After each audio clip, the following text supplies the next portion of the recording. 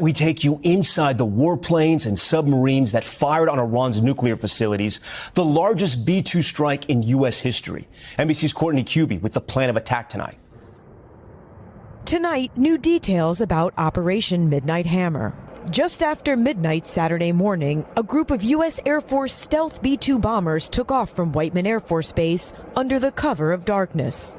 Defense officials said they were headed to Guam, but 7 of the bombers quietly flew in the opposite direction. Part of the package proceeded to the west and into the Pacific as a decoy, a deception effort known only to an extremely small number of planners and key leaders. Flying in near silence to avoid detection, the bombers, each with 2 crew members and loaded with 2 30,000-pound bombs each, began their 36-hour round-trip flight, made possible by dozens of tankers refueling them in the air along the way. At 5 p.m. Saturday night, a large group of fighter jets joined the bombers as they approached Iranian airspace. At the same time, a U.S. Navy submarine launched 30 Tomahawk missiles towards Iran. Less than 1 hour later, the bombers entered Iranian airspace and some of the jets sped ahead, targeting any Iranian air defenses that could threaten the B-2s and ready to take on any Iranian jets that scrambled in their path. At 6:40 p.m., the U.S. began striking 3 locations,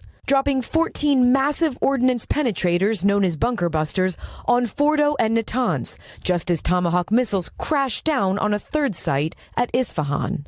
By 7:30 p.m., all of the aircraft were safely out of Iranian airspace. According to the Pentagon, Iran never fired a shot at the U.S. aircraft. Iran's fighters did not fly, and it appears that Iran's surface-to-air missile systems did not see us.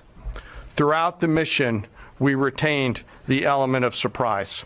The B-2 bomber, the only aircraft in the world that can deploy the massive bomb, this marked the largest B-2 strike in history.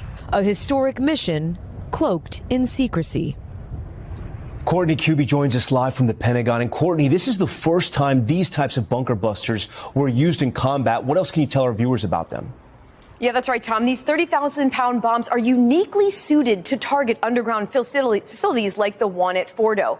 They're equipped with GPS trackers, and their extremely strong casing allows them to punch through reinforced concrete and drill down up to 200 feet. You can see 3 of the holes that they made there in that picture before they even detonate. Tom? We thank you.